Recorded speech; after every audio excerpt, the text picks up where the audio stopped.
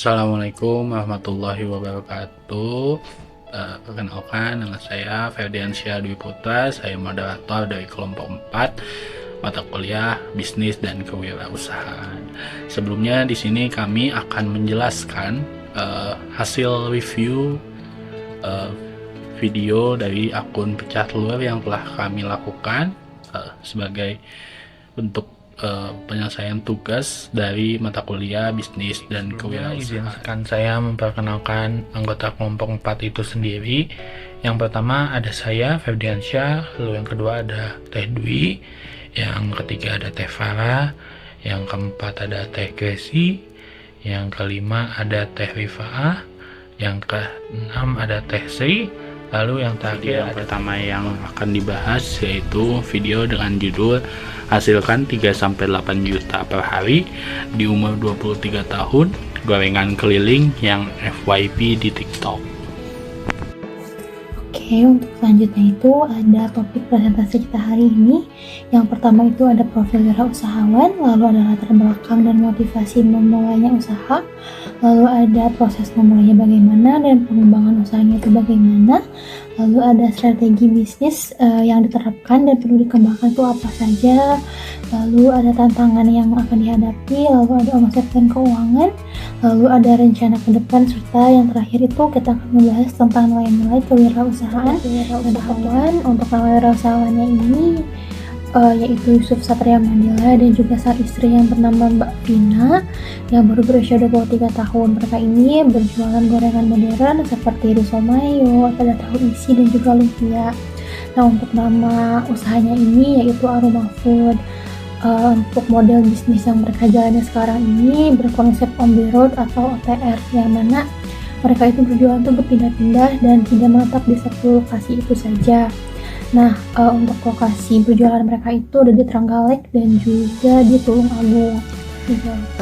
Latar belakang dan motivasi untuk memulai usaha.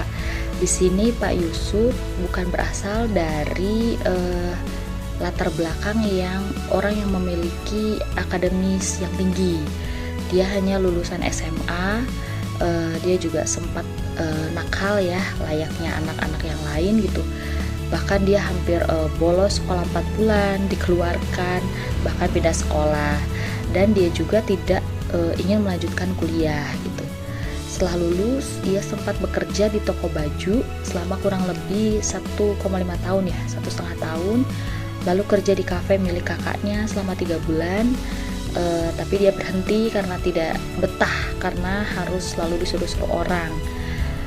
Motivasi utamanya untuk memulai usaha itu ya karena dia ingin menikah gitu. Dari situ dia membutuhkan biaya, kebentur mau nikah gitu, sehingga tidak ada pemasukan.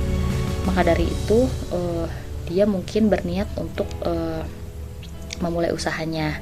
Ia takut tidak ada yang mau menikah dengannya karena ia pengangguran dan hanya lulusan SMA.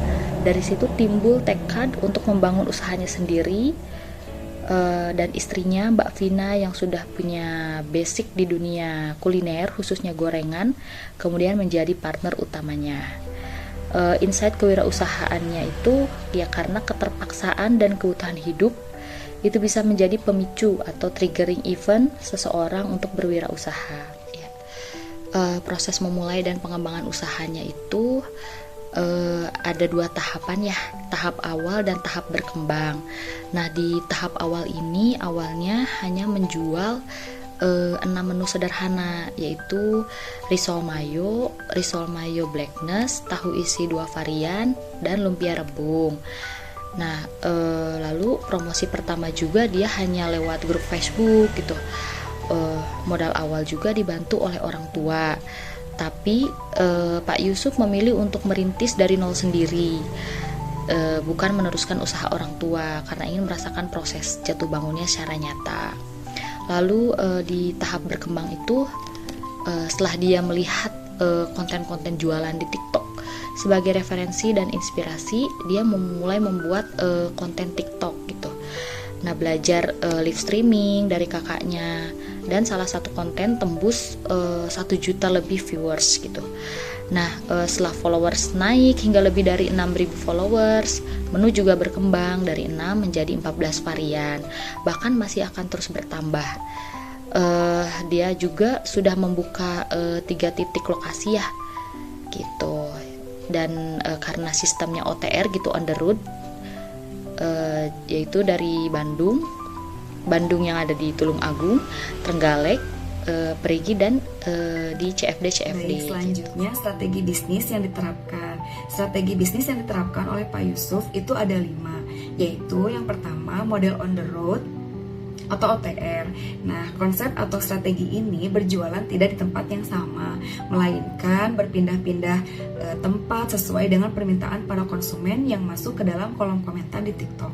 Konsep ini merupakan konsep yang unik karena dapat menghemat biaya sewa tempat, kemudian dapat menjangkau banyak lokasi, dan yang ketiga itu dapat menarik rasa penasaran atau antusias dari para pelanggan atau konsumen. Yang kedua, strategi yang diterapkan adalah pemanfaatan media sosial. Media sosial yang digunakan Pak Yusuf ini salah satunya adalah TikTok.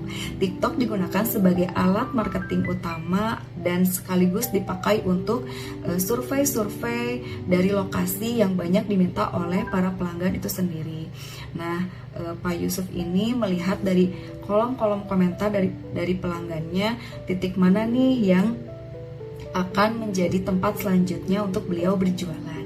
Yang ketiga ada strategi penjadwalan lokasi. Jadi di setiap lokasi itu dijadwalkan dengan jelas. Misal setiap hari Senin sampai Rabu itu berjualan di rumah, kemudian Kamisnya di Car Free Day, Jumatnya di Kota Perigi. Nah, ini tujuannya agar konsumen tahu nih di mana dan kapan Pak Yusuf berjualan. Yang keempat yaitu ada diversifikasi produk.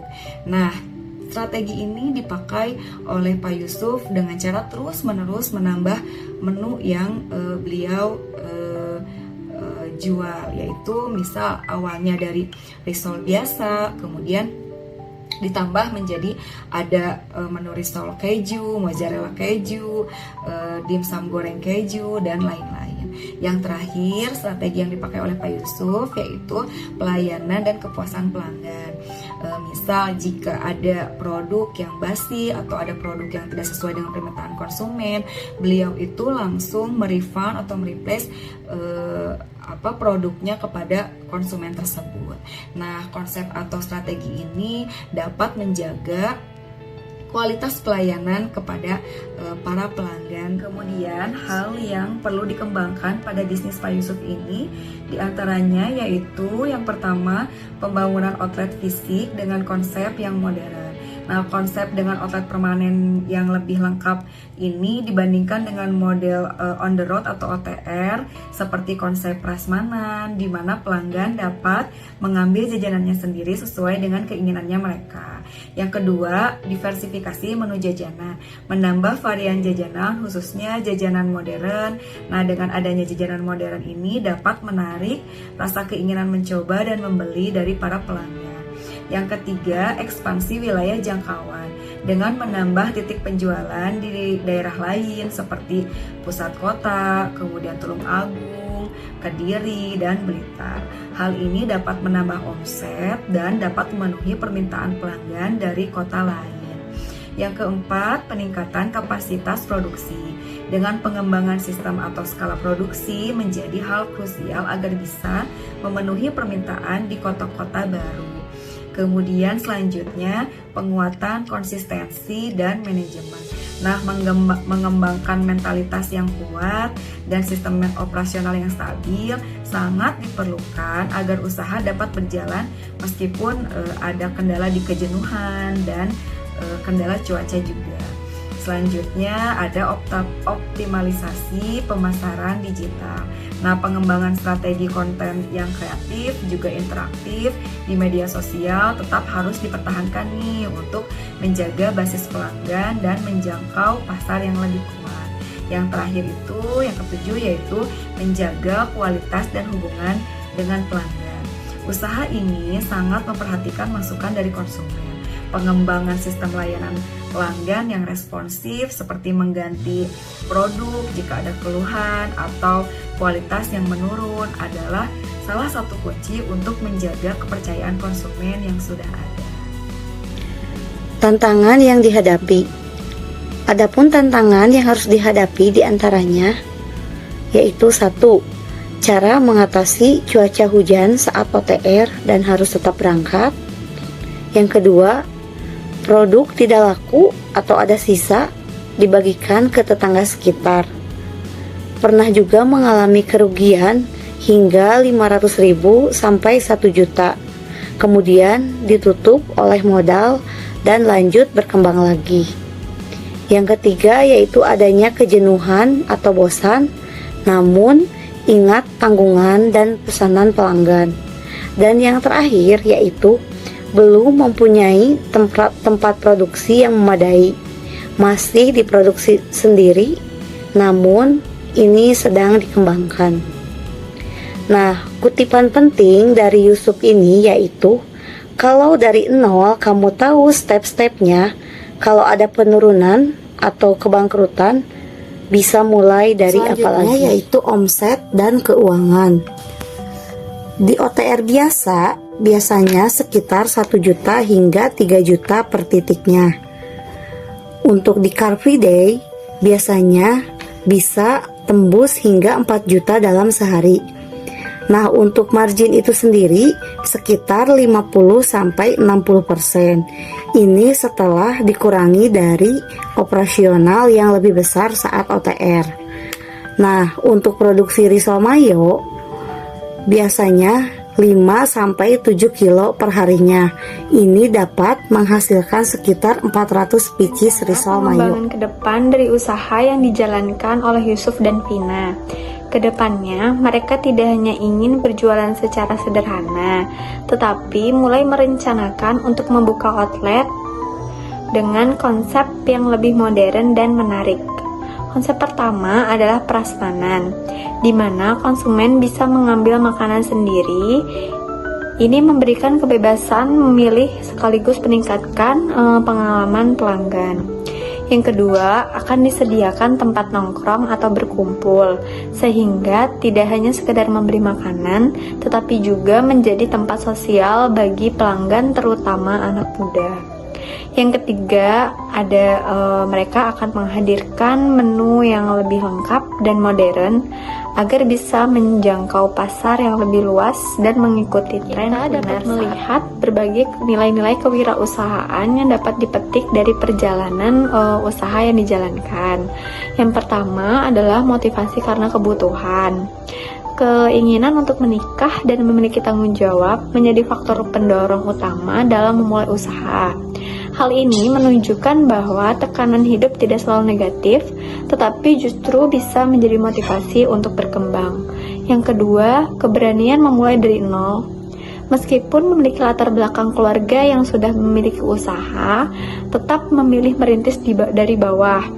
Ini mencerminkan mental tangguh dan kesiapan dalam menghadapi resiko bisnis. Yang ketiga adalah inovasi produk. Produk sederhana seperti gorengan dikembangkan menjadi lebih modern, seperti risol mayo, risol mozzarella, hingga dimsum goreng. Ini membuktikan bahwa inovasi mampu meningkatkan nilai jual produk tradisional. Yang keempat, pemanfaatan digital marketing. Aktif menggunakan media sosial seperti TikTok, melakukan live, dan membaca respon konsumen untuk menentukan strategi selanjutnya. Ini menunjukkan kemampuan adaptasi terhadap perkembangan teknologi. Yang kelima, konsistensi dan mental yang kuat. Dalam berwirausaha tentu ada tantangan seperti cuaca, kerugian, atau nilai jenuh. Namun tetap konsisten menjalankan usaha menjadi kunci utama keberhasilan. Dan yang terakhir, beri orientasi pada pelanggan. Ketika ada keluhan, langsung ditanggapi dengan mengganti produk atau memberikan kompensasi. Hal ini penting untuk menjaga kualitas dan membangun kesimpulannya, video ini menampilkan contoh nyata seorang wirausahaan muda yang berhasil membangun bisnis dari titik nol dengan modal tekad, kreativitas, dan pemanfaatan media sosial. Kisah Yusuf dan Pina membuktikan bahwa latar belakang pendidikan bukanlah penentu keberhasilan berwirausaha. Yang paling penting adalah tekad, keinginan, konsistensi, dan keberanian untuk memulai. Adalah hasil review video kedua dari akun Pecah Telur yang berjudul Resign dari analis bank di Singapura jadi peternak domba di desa seperti game Harvest Moon. Kemudian ada topik-topik yang akan kita bahas pada presentasi kali ini.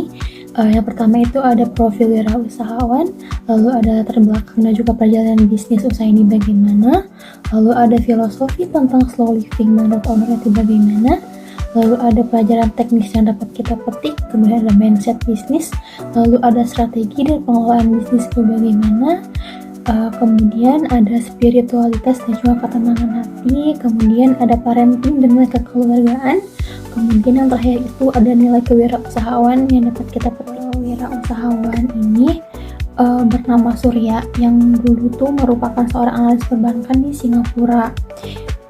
Sebelum di Singapura, Surya ini sudah bergelut di bidang perbankan selama 9 tahun dan sudah ditempatkan di beberapa kota besar seperti Jakarta, Surabaya, dan bahkan di Belanda.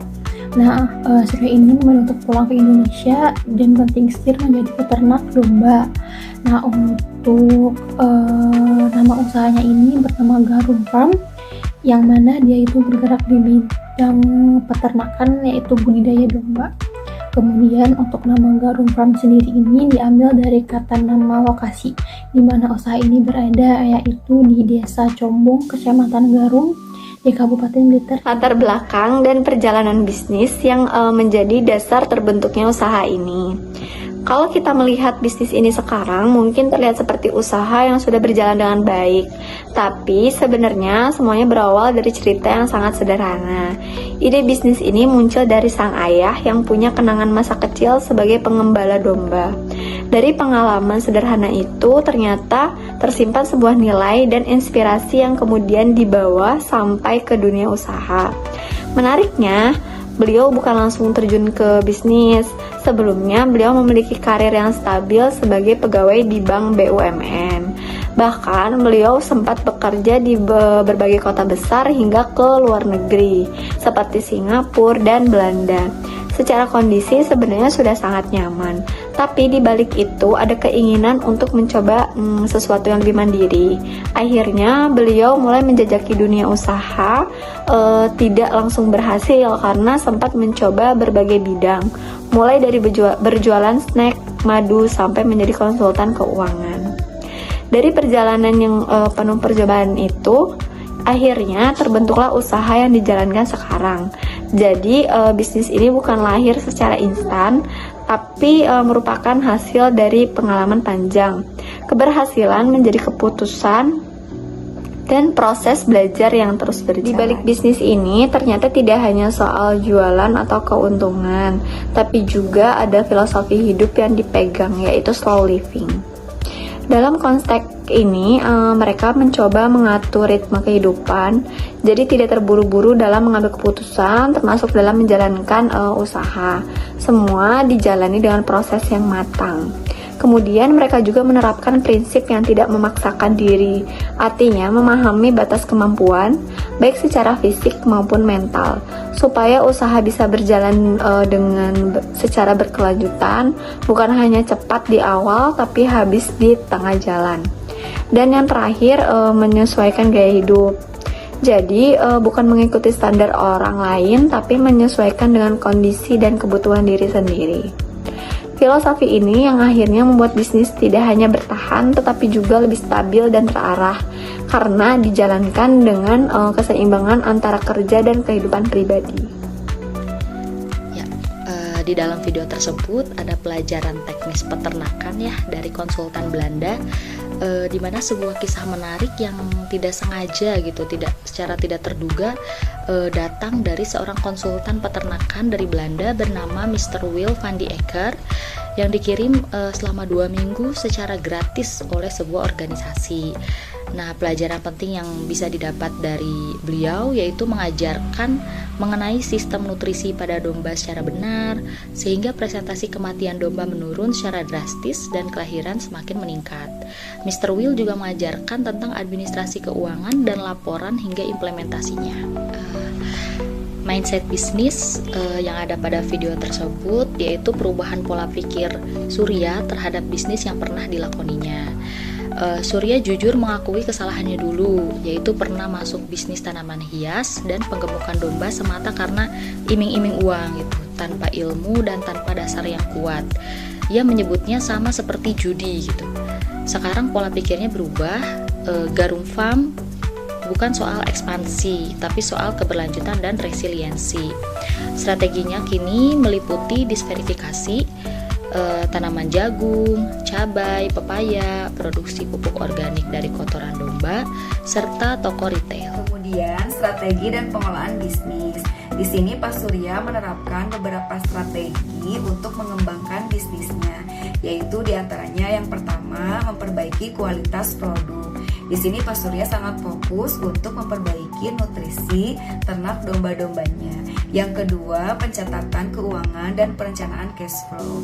Jadi Pak Surya membuat laporan pergerakan keuangan, baik uang yang masuk dan uang yang keluar, agar jelas bagaimana pendapatan dan pengeluaran dalam bisnisnya. Yang ketiga, ada diversifikasi usaha, yaitu Pak Surya di sini tidak bergantung pada satu sumber pendapatan saja. Dan yang keempat, ada integrasi usaha. Di sini merupakan strategi penggabungan beberapa jenis usaha dan manfaat, seperti dari usaha peternakan, pertanian, juga kemudian spiritualitas dan ketenangan hati. Bagian ini cukup personal bagi Pak Surya saat menjalankan bisnis dan usahanya. Jadi ada beberapa hal yang beliau sharingkan atau bagikan saat menjalankan bisnisnya, yaitu diantaranya yang pertama perbedaan antara mengeluh dan meminta petunjuk dari Allah. Ketika beliau mengeluh, banyak menerima ujian, menurut beliau dengan mengeluh itu merupakan hati yang belum ridho dalam menerima ujian, tetapi dengan meminta petunjuk dari Allah, beliau mendapatkan hikmah dari ujian yang beliau lewati. Kemudian yang kedua, ujian adalah pagar pelindung dari Allah. Semakin banyaknya ujian yang beliau hadapi, itu semakin meningkatkan keimanan beliau kepada Allah SWT dan memperkuat pagarnya agar tetap berlindung kepada Allah dan tidak keluar dari jalur ilmu kebisnisan menurut agama. Kemudian yang ketiga adalah rezeki itu bukan dari usaha tetapi dari Allah SWT. Dengan banyaknya rasa syukur yang beliau panjatkan kepada Allah, beliau merasakan banyak sekali rezeki yang mengalir deras kepada beliau. Dan yang keempat itu beliau sempat mengalami kecemasan yang berlebihan atau anxiety. Dengan adanya anxiety atau kecemasan yang berlebihan, itu menjadi titik balik Pak Surya menyadari bahwa bisnis atau usaha yang beliau kembangkan ini memang harus beliau jalani dan lewati dari segala macam ujian yang beliau terima. Parenting dan nilai keluarga. Yang pertama yaitu kebutuhan pokok. Yang kedua, tidak serta-merta memberi hadiah. Dan yang ketiga, mengurangi ketergantungan. Adapun nilai kewirausahaan dari video ini yaitu pertama, nilai keluarga. Yang kedua, manajemen resiko diversifikasi usaha. Yang ketiga, mindset entrepreneur dari karyawan. Yang keempat, inovasi sederhana teknologi tepat guna. Dan yang kelima, keberlanjutan bisnis resiliensi ekspansi. Jadi kesimpulannya, video ini memberikan banyak pelajaran penting dalam kewirausahaan, terutama bahwa keberhasilan usaha tidak hanya ditentukan oleh strategi bisnis, tetapi juga oleh mindset, ketahanan mental, dan nilai hidup yang dianut. Konsep seperti slow living, diversifikasi usaha, dan pengendalian diri menjadi kunci dalam membangun usaha yang berkelanjutan. Pengalaman nyata seorang entrepreneur yang melewati kegagalan, krisis mental, dan akhirnya menemukan model bisnis yang Mungkin berkelanjutan. itu adalah hasil review dari 2 video akun pecah telur yang kelompok kami bawakan. Mungkin cukup sekian dari kelompok 4 kami. Mohon maaf jika ada salah kata atau perbuatan. Assalamualaikum warahmatullahi wabarakatuh. Terima kasih.